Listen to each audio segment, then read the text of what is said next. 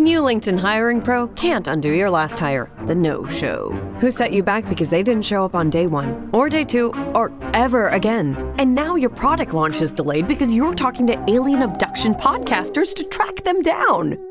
But LinkedIn Hiring Pro can help make sure your next hire sticks. In fact, businesses who use LinkedIn are 24% less likely to reopen a role in the next 12 months. Hire right the first time with LinkedIn Hiring Pro. Post a free job today at linkedin.com/quality.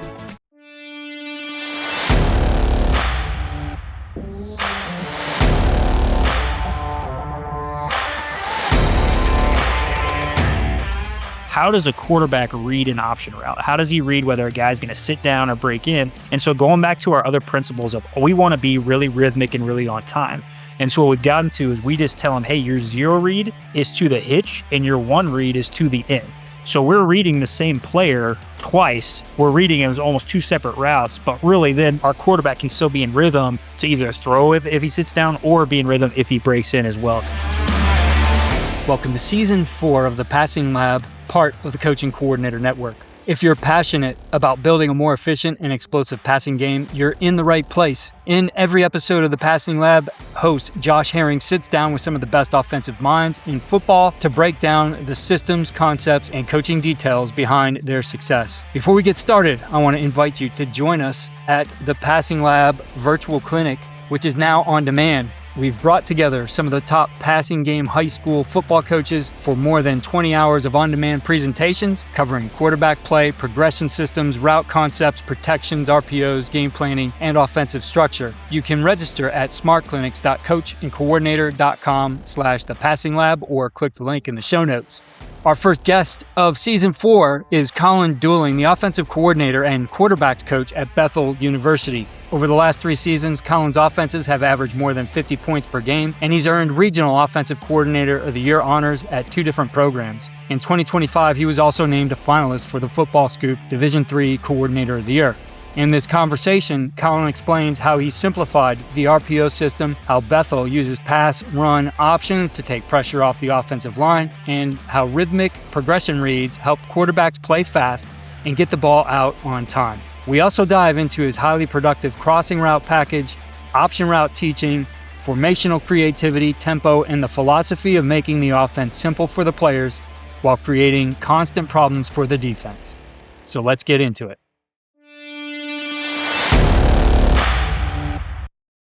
All right, guys, back for another season of the Passing Lab. We're in Season 4 now. Time's really flown by, and we have got a great one for you today. But we've got Colin Duling, the OC and quarterbacks coach at Bethel University in Minnesota. So check this stuff out. And this is not everything. This is just some. But 2023 Hansen Ratings, Region 3 Offensive Coordinator of the Year. 2024 Hansen Ratings, Region 6 Offensive Coordinator of the Year.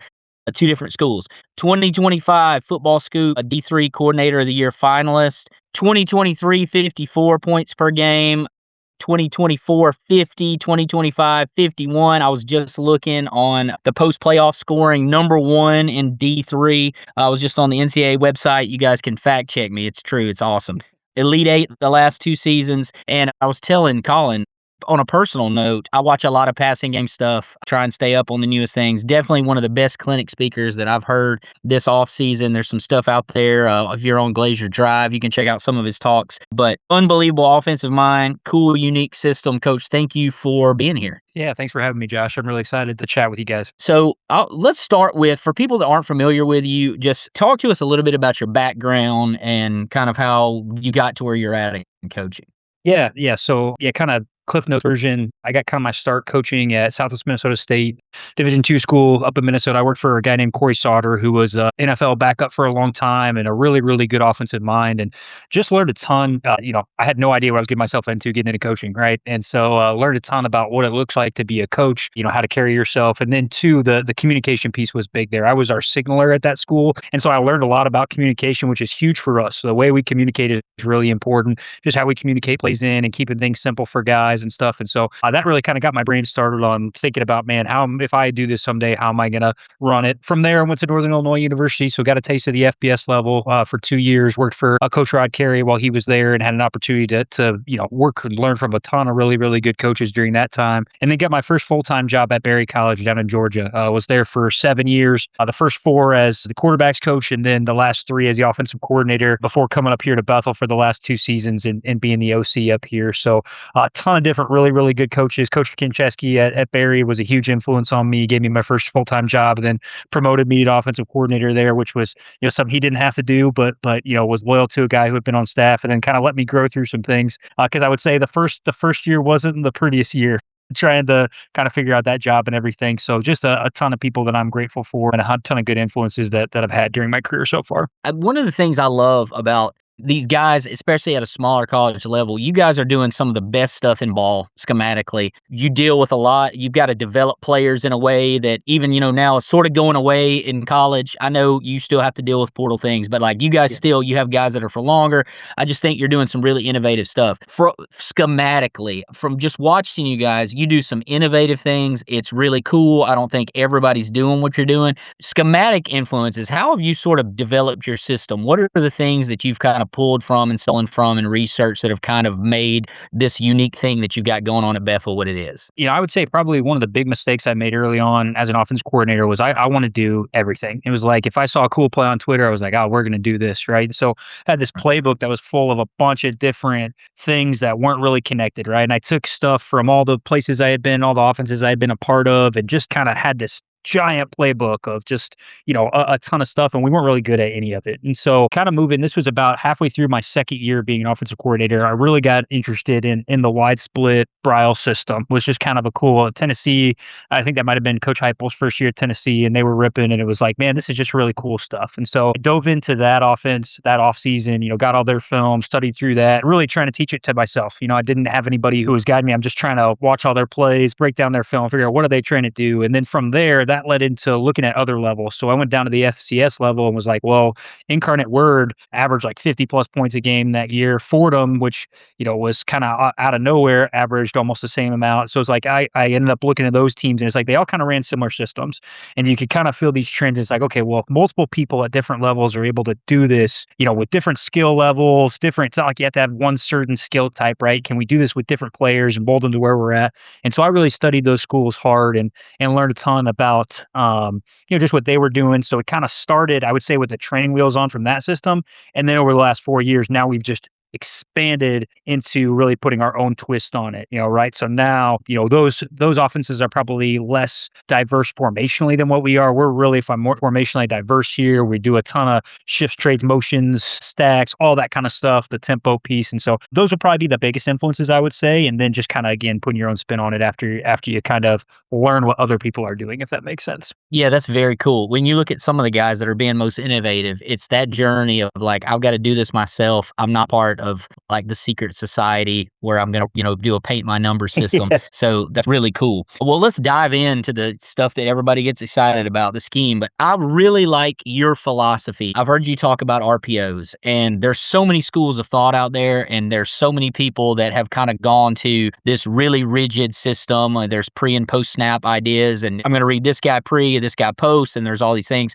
I think you've really simplified kind of your RPO philosophy, and obviously it's been very successful. But can you just kind of talk us through the evolution of that, and we'll kind of see where this discussion goes? Yeah. So we started, again, when I got to Berry, I was our quarterbacks coach, and so our offensive coordinator was an offensive line coach. And so one of the first questions he asked me was like, hey, why are we throwing this RPO here? Why are we not throwing it here? Those things. So I had to have answers for that in our meetings. And so I had to develop this set of rules, right? So our system, I think, resembled a lot of like what Wake Forest was doing in the early 2020s, which is like, hey, we're going to read both sides, and we're looking for where the seventh defender's coming from, right? If we're an 11 personnel offense, we're looking for where is that extra hat coming from. And so I was essentially asking our quarterbacks to read 4 different people, right? Like it could be boundary corner, boundary safety, field safety, or, field nickel, whatever you want to call him, which one of those guys is coming to the box. And that looked really, really good on the board, but it wasn't great in practice, right? I think, actually in games, our completion percentage wasn't as high as what you hope for. We hovered kind of around that 60% mark. And then 2, just the intelligence level of our quarterbacks had to be really high. I think it handcuffed us a little bit in who we could play because you had to have a guy who's smart enough to be able to, okay, well, which guy's going to come to the box here? Which is the extra fitter? And so we worked backwards from that. That it was kind of like, hey, if this is too hard, how do we get simpler? As we work backwards into now we're pre and post snap reads. So we're only trying to read one side post snap to one side pre snap. And then when I got to Bethel in 2024, it was coming in. Did not have had a quarterback who had never played a snap of college football before, was a true sophomore, and was like, I got to make this really simple. So we went to just purely access throws. So it was like, hey, you're throwing an RPO because you can complete it. And the rule we give those guys is we want to complete 90% of the RPOs we throw. So if I'm going to pull a throw a ball, I should complete 9 out of every 10 balls that I'm pulling to throw. So a lot like I compare it to basketball, like you're shooting layups in basketball. Like I don't want to be shooting mid-range jumpers. Like I want to be right next to the basket, laying that thing in. And so we went to that, and our completion percentage just exploded. I think we finished 2024 with a 74% completion percentage from our quarterback, who again had never played a snap. We went to the Elite Eight, and it just exploded. And so it was really, really cool to see that. And so I probably again will always kind of err on the side of simplicity because it allows those guys who are really good players to just take easy plays. It doesn't make them think a whole lot. So we are really, really simple in terms of how we coach that in terms of just taking easy open throws. So you've got different guys in the quarterback room, and obviously some of them may need more training wheels than others. Yeah. Is there a way, the 90% thing is just this great, like, for you, is there a 90% chance? Like, do you feel like that holds up across really skilled guys who are going to be almost recklessly aggressive and be like, no, coach, I can complete this, versus guys that are more conservative? Do you feel like that number just holds up throughout the quarterback room? It does, and it gives me something to hold them to a little bit too. If you have one, because I think that's really good to bring up the different personalities, because I've coached a lot of different personality types, and you get some guys who are ultra aggressive and they want to make every throw, and then some guys who are not, right? They're more passive. They're going to only take the ones that they for sure can complete. And so that allows me, especially with those guys who are ultra aggressive, to then have something to kind of always hold them back to, right? Like I can always bring you back to like, okay, hey, you're trying to make these hard throws, but where's our completion percentage at right now? Like, hey, I'm around 65% with RPOs. Like that's got to go up. So maybe I need to be less aggressive at times, right? We let our guys, use their eyes in different ways. So we let our guys, hey, if you have it pre-snap, you can catch it and take it. But if you're not sure, you can always get your eyes there, post-snap in the mesh, chew and pull and take it after. So those guys kind of learn some of those nuances of like, in RPO, we don't have any RPOs. We're just like, hey, this is strictly a pre-snap or strictly we do have one that's strictly a post-snap. But for the most part, all of our RPOs are, hey, you can throw a pre-snap or post-snap. You've just got to confirm whether you believe it's open or not. And so I can do that pre or post-snap. So I think that allows guys to kind of learn and get a bunch of experience. And again, reps is the king, right? Like how many reps can we get you up doing this? And so that's something that we can rep daily a ton, to make sure we get good at it. Yeah, that's great stuff. You've got RPOs in your system, but you also have PROs where you're basically, and correct me if I'm wrong, but like you've got quick game essentially called, but what you guys have done is basically build in a bailout from that quick game.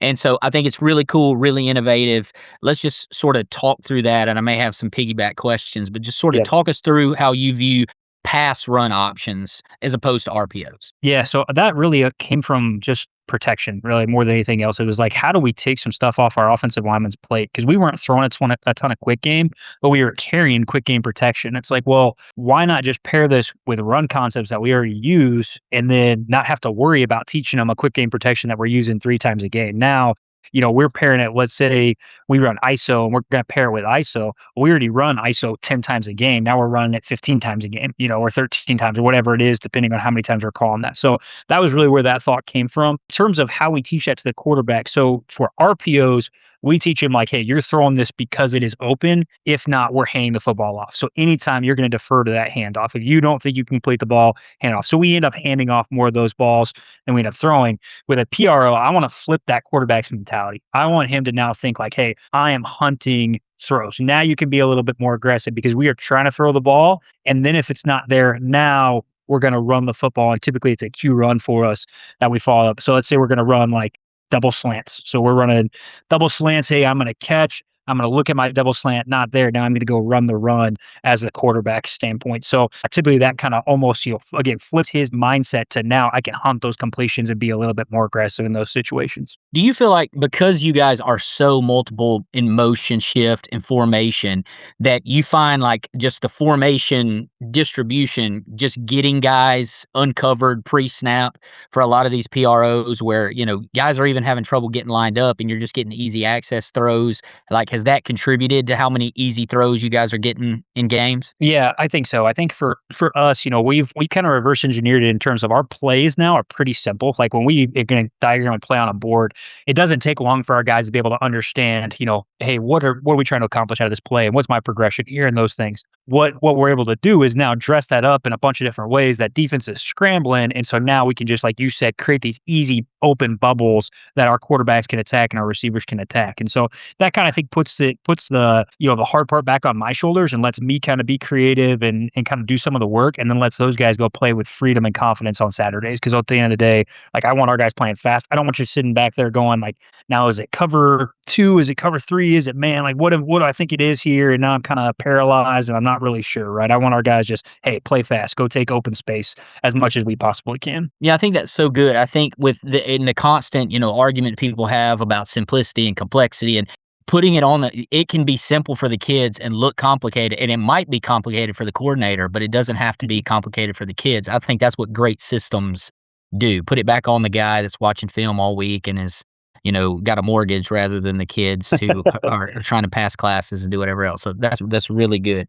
So one of the things that I'm really interested to talk to you about, I get so many questions from listeners about Y cross, and everybody talks about it kind of in their own way in their crossing package. And I've heard so many things even this offseason about, is it even throwable? How are you doing it? Is it a true 3 level? Is it a backside sort of sweep progression? And what depth do you run it at? And what are the coaching points? And are you still under Sam over Mike? And the discussion goes on and on and on.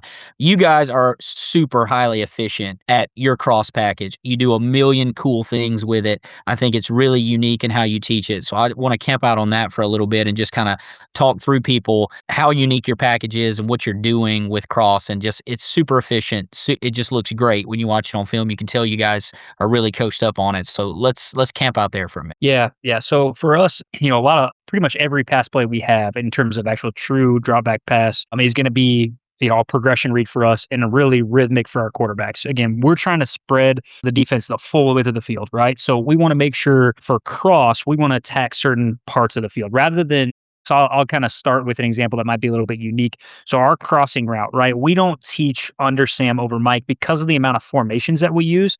That could change, right? We don't know how people are going to align to it every time. And so we don't want to just always be like, hey, you got to do it exactly this way. Instead, we tell the crossing route, like, hey, you got to get in between the hashes. That's your area of the field. Like, if you can get in between the hashes somewhere in that 8 to 10 yard depth, just find open space in there. That's what we're asking you to do. So however that route takes you there, that's fine. We just want to get there.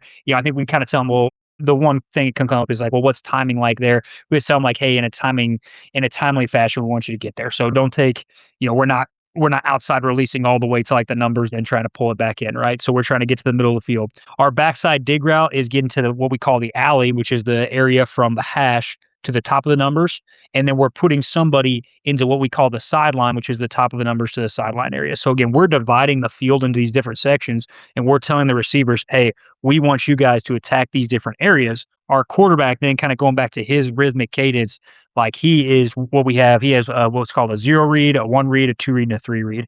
His 0 read is, hey, when your back foot hits the ground in your drop, you are throwing that ball to your 0 read. And if it's not open, you are hitching up and your eyes have to go to the 1 read. I can never hang on a route. It's either open right now or it's not. So then I hitch up to my 1 read, hitch up to my 2 read, and hitch up to my 3 read. Would be essentially the way we get through that progression. I think that works well for us, again, in kind of conjunction with our RPO system, because again, RPO-wise, we're telling you to take open space. Now, when we're talking about these drop back concepts, we're telling you to take open space again. So we're not teaching two different thought process for the quarterback. He is zeroed in on the same thing, even though the plays look completely different, if that makes sense. Yeah, totally. I love the idea of the 0 read because I think it's so defined and concrete for the quarterback as to what's going on. We all say like alerts and we have these different words, and what does that really mean to a kid? And having that zero defined, look, this ball is either out at the top of your drop or you're off of it, is just, it's so good. How do you, as you go through, because you have so much unbelievable variety in kind of your cross package, what are the things, are you from week to week really just being like, all right, how can we dress this up? Or are you really looking at what gets us something open on the front side, or what's the quickest way that we can work through this thing? Like game plan wise, how are you working through that concept? Yeah, I think the biggest thing is we're just trying to be really unique. I think we're trying to more so we definitely want to know who we're playing and especially who the people are that we're playing, but we really want to just present stuff to defenses that's really challenging, right? So when we go back to like talking about, hey, we're attacking these field zones, well, we can do that out of a variety of formations, right? We can get in unbalanced, we get in 2x2 extend, we can get in all these different formations and attack the same areas of the field. And so each week we're kind of coming in and game planning. I typically game plan a full week ahead. So like if we're playing a team this week, I'm game planning for the next team. So I can kind of essentially what it allows me to do is almost allows me to kind of really think through those plays and create some funky stuff. And then as I'm getting into that Monday of the game week that we're about to play, I just kind of fine tune. It's almost like I got a rough draft. I can go through and just, hey, do I really like this? Okay, I do. Or maybe I want to adjust this one route here or there before I put that final stamp on the game plan.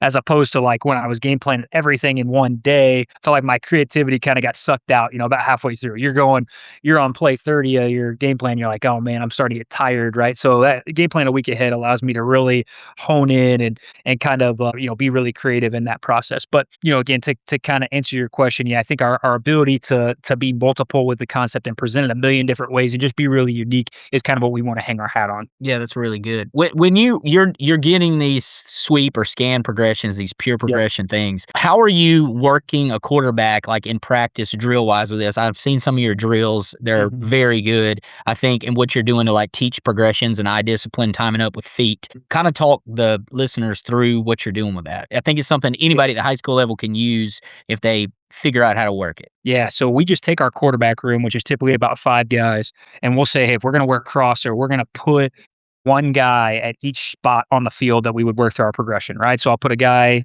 dead in the middle of the field, I'll put a guy in that backside alley, put a guy in the backside sideline, and then quarterback wise, so we'll have one guy up, and hey, he takes his drop, and then he is just eyes in rhythm going through his progression. And we'll say, all right, if you get to the receiver, your eyes go to the receiver and his hands aren't up, you progress on the next one. If his hands are up, you release that ball right now.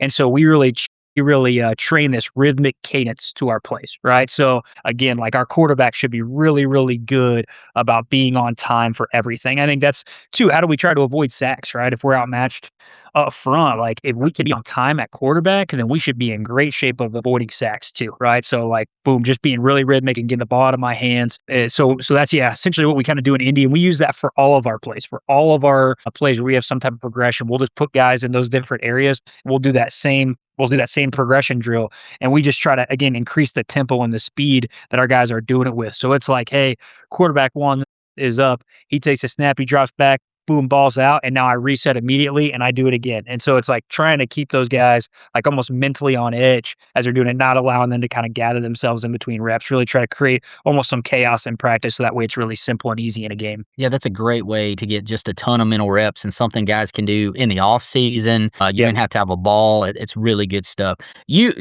Before we leave the sort of the cross package, you guys have run, everybody loves the escort stuff where you've got a tight end fullback blocking for guys on a pass play. It's taken over the NFL. It's become huge in college. Everybody loves it. You guys do easily some of the most creative stuff that I've seen with it. I've seen you use it on the front side of a concept, the back side. You get in unbalanced sets and you've got the ineligible guy being the guy that's the escort guy. Or is this just being creative as well? Is it a way for you guys to just have your blocking fullback tight end sniffer type guy not have to run routes? Or are there specific things that you guys are looking for and be like, no, on this play, this is how we're going to handle, a problem player by having somebody to block this guy? How are you guys thinking through that in a weekly sort of game plan scenario? Yeah, I think for us, it's thinking about how do we use our guys best. And so, we have our we play in 11 personnel 100% of the time right now. So we don't change personnel groupings because we want to be able to line up a million things out of it, right? So last year for us, 11 personnel, our tight end was like 270 pounds, and he was essentially a sixth offensive lineman for us. So because of that, it was like, how do we use this guy? So we use that escort screens, kind of what you're talking about. Like, we've got a great lead blocker already, right? And he's not a guy we want to throw the ball to a million times, but can we get him out and create mismatches where like he's blocking a corner and now you're creating a ton of space, right? So utilizing that guy, again, we can move him around a bunch more formationally, but also even like, hey, when he's ineligible, sometimes we'll just send him on drive routes because he really technically in college, he has until 3 yards. So we can drive him across and people will cover him even though he's ineligible on the play, right? As long as he doesn't go past that 3 yard, you're showing a legal play. So we just try to create as much confusion and, again, just eye candy essentially that you can to just get off our plays, which we hope for us are pretty simple for our guys to read out. Yeah, that's so good. Really, really cool, really creative stuff. We'll get right back to today's conversation in a minute. If you're enjoying the level of detail you're hearing on the Passing Lab podcast, you'll love the Passing Lab Clinic. The podcast gives you the conversations, but the clinic gives you the whiteboard, the game film, and more detail. We've put together more than 20 hours of in-depth presentations from outstanding offensive coaches, all available on demand so you can learn at your own pace and revisit the sessions throughout the year. Learn more and register today at smartclinics.coachandcoordinator.com/thepassinglab or click the link in the show notes. Now let's get back to the episode with Josh Herring and Coach Duling.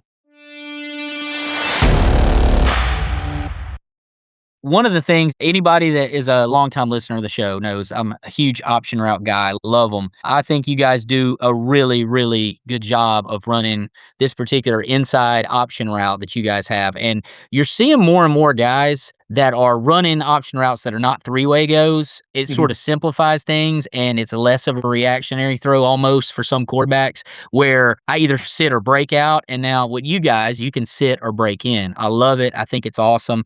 So let's just talk about that for a minute and kind of how you evolve to it, I guess. And then Yeah. we'll kind of coach people through how you guys are running it, which I think is amazing. Yeah, the evolution piece is really simple. We used to give them the ability to break out, and then we threw a pick six on it like 4 years ago, and I said, I'm never doing that anymore.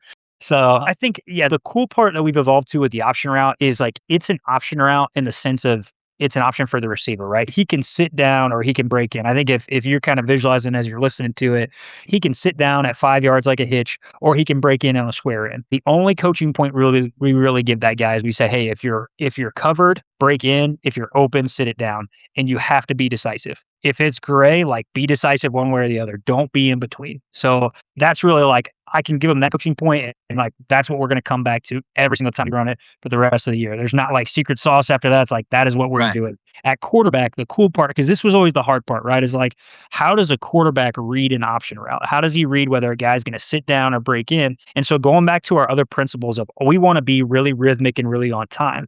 And so what we've gotten to is we just tell him, hey, your zero read is to the hitch and your one read is to the in.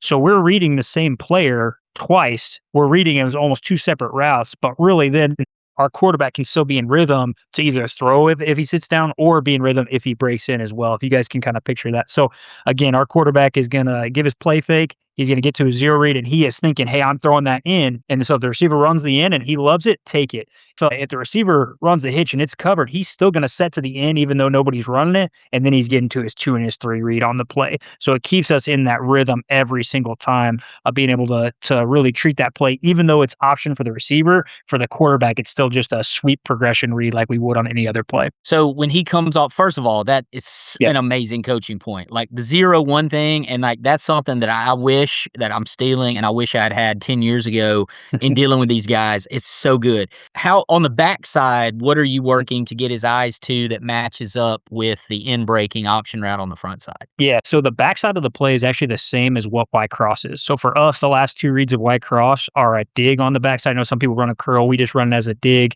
And then we've got something pushing out to like that backside sideline area. So whether that's a flat route or a running back exiting out of the backfield, but something that's getting really wide out to the sideline, right? So for us, we actually teach this play and we teach Y cross in the same family of like, hey, your 0-1 and then your 2-3 on that play are the same as Y cross. So again, I just want to group as many things as I can together for the quarterbacks. You kind of almost talk them into feeling comfortable about it, right? You're like, hey, you guys do this all the time, right? You already get back to 2 and 3 on your other play. It's the same exact thing. So yeah, we get back to a dig on the backside and then something, whether it's our running back working out to the flat or somebody else working all the way out to that sideline area. Yeah, that's so good. And it's about creating those same pictures that guys can see over and Mhm. over. When so many people with their front side field option routes have some sort of like grab drag or something to grab an inside backer, you guys do a little something different where you're more verticals. But what when you decide to pair it with something on the front side, what are the things that you like to do on the front side with the option route? We have our guys release on verticals who are not the option route runner. We're a deep choice team too, and so that fits well with what we're running the rest of the time. But we essentially just tell those guys that they have to release away from that option route. So if let's say I line up and I'm number 3 and number 2 is running the option route, then whatever defender's nearest to me, I just have to inside release that guy. If I'm number 1 on the outside, hey, the option route's inside of me, I've got to go outside release somebody. So we try to keep it really simple of like, hey, you want to protect that option route runner by releasing away from him. And then we give our quarterback. So this is the question always comes up is like, well, the quarterback's always like, well, hey, is there ever a time I can throw that? Of course, like that, those guys always want to know when they can, get outside the box somehow.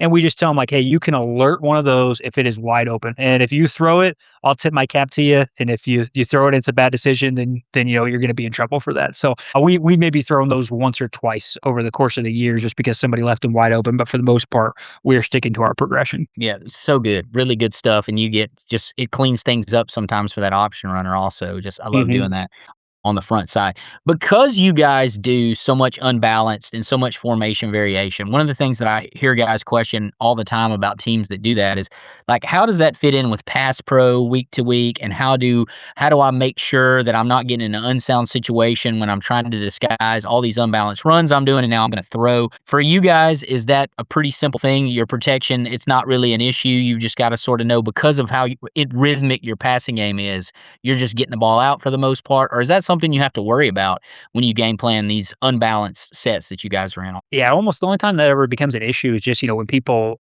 are unsound to what we line up in. We might line up in unbalanced and they overload the field.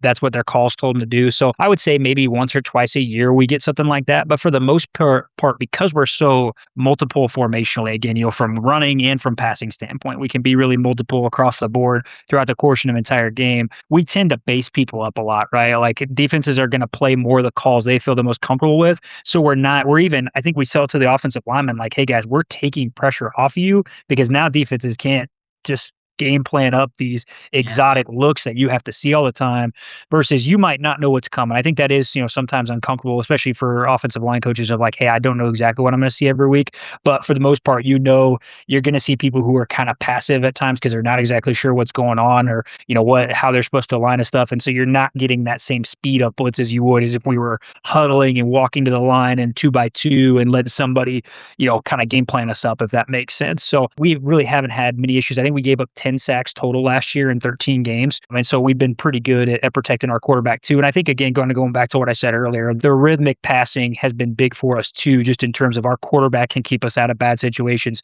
just by making sure he's on time and not holding on to the football for a long period of time and putting those guys up front in situations where they have to protect for too long. Being from the sort of the Bryles influence and background, obviously tempo is a part of what you do. Do the shifts in motion serve as kind of a counterbalance to that tempo where that's kind of how you change tempo as you can line up fast and then shift and move? Or are you trying to do all that stuff as fast as possible as well? We're still trying to do it all as fast as possible. That's probably counter to what most people do. I feel like when you watch tempo teams, typically they're a little bit more simple formationally. We're probably as complex formationally as you'll find, and we're trying to do it at speed as well, which means we have to be in really good shape. That's probably the biggest hurdle we face at the beginning of every year is like we're running receivers all over the place, and those guys have to be in shape. But we know we're going to wear out the defense. And at the end of the day, we feel feel like we're probably in better condition because we do it every single day. My favorite part of that, the tempo piece I get asked about, and yeah, it's nice to create unsound defense sometimes, and it's nice to make people, play. Yeah, you can tell you just kind of get people playing uncomfortable because they're not used to playing that speed.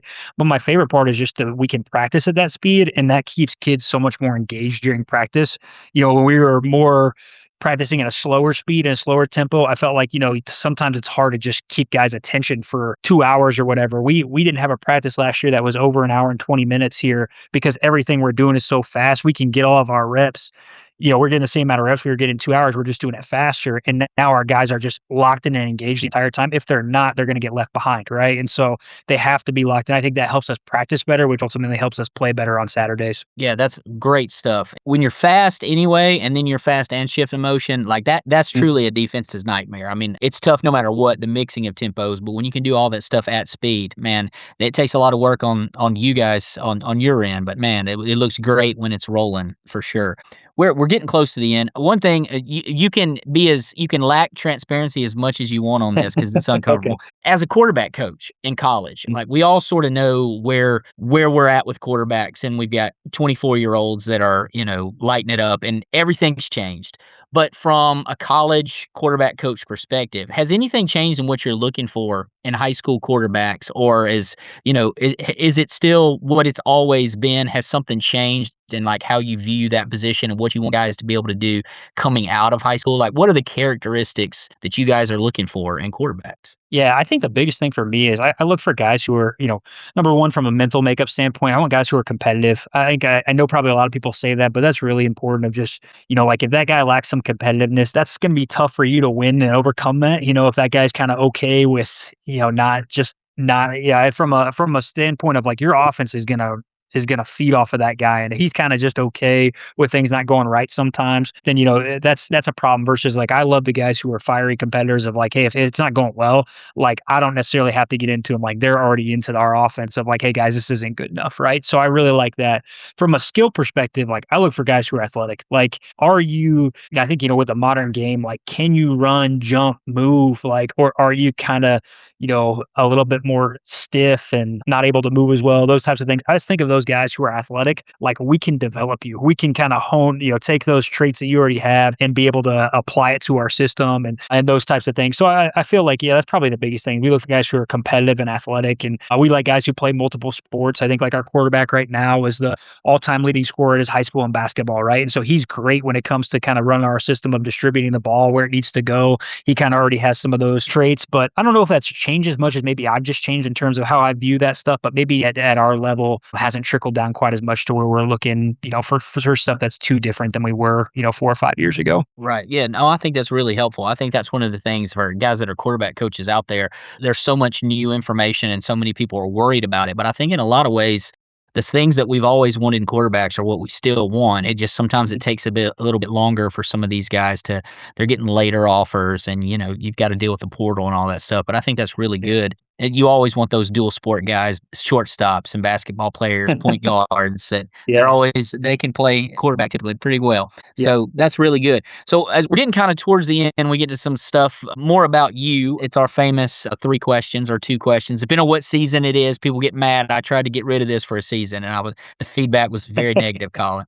So I don't know what the deal is. Coaches, we're simple creatures. They want to hear these. But are you a box guy or a sideline guy when you call plays? Yeah, I'm a sideline guy. So I don't wear a headset. I'm on the sideline and just kind of like I've got a note card that's got my plays on it for the day, and I like to keep it as simple as possible. So I think I tried to be up in the box one time. This was like really early on, and just felt like I was so disconnected from the game. Like I wanted to be down kind of in the game and feel it. Even just my communication with my quarterback, being able to kind of feel where he's at emotionally at times and keeping his confidence high. So I really like being down there with the guys. That's really, really interesting. Very cool. How does the no headset thing, like, how does that work? You got a question, you walk up and say, hey, what's the deal? What are they doing, here on the backside or whatever this is? How does that work? We typically, I really don't talk to much of anybody during our drive. So like once we get into a drive, like we're rolling and I'm kind of like, I really like to call plays fast. That's just the way that my mind works of like, I want to go from one play right into the next play.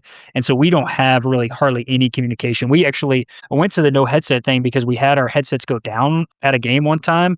And so I didn't use a headset for a game and we played really well and I really enjoyed it. I just felt like without some of that, sometimes, we get your headset on, you feel like you're talking to like 6 people at a time. Everybody else who's on there, you're kind of talking to them as you're calling the play versus when I don't have one on, I feel like it's just kind of me being able to talk to our signaler and we're just kind of going in the game. And so I really like that standpoint. And then in between drives, that's when we'll do most of our communication with our staff and stuff like that. But in terms of while we're in a drive, we're trying to put so much pressure on you with tempos and formation and just being able to really execute at a high level that we don't really have any type of staff communication during that time.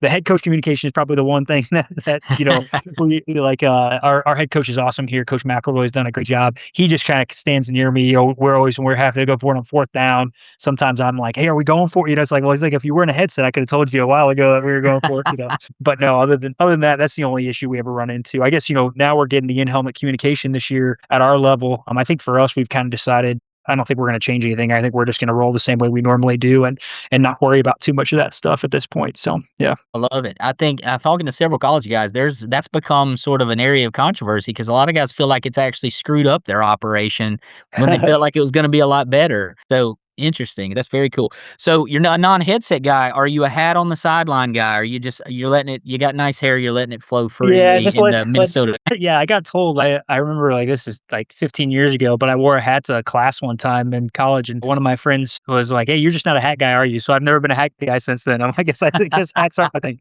You let the haters get to you.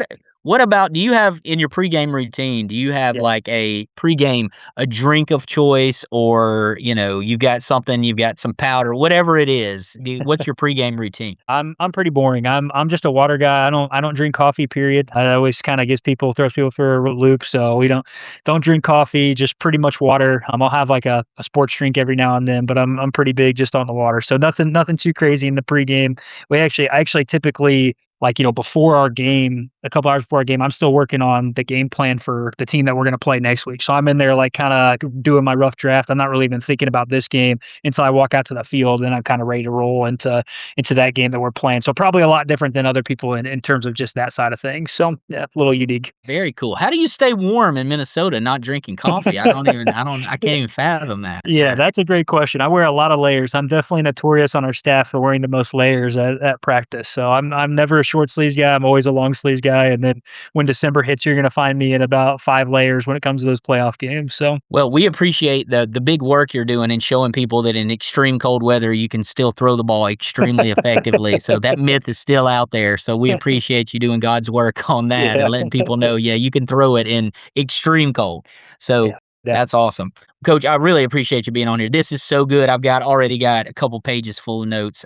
People are going to love it. You guys have best of luck to you this year. You guys keep lighting it up. And I know you're going to have probably people contact you from this. I apologize in advance, but your stuff's too good to stay for people not to know about it. So really appreciate you being on the show. Awesome. Thanks, Josh. Appreciate you having me. If you enjoyed today's conversation, make sure you're subscribed to the Passing Lab so you never miss an episode. And if you're ready to go even deeper, check out the Passing Lab Clinic. You'll get over 20 hours of detailed coaching presentations designed to help you become a better play caller, quarterback coach, and offensive teacher. Register today at smartclinics.coachandcoordinator.com/thepassinglab or click the link in the show notes. Thanks for listening to The Passing Lab on the Coach and Coordinator Network. We'll see you next time.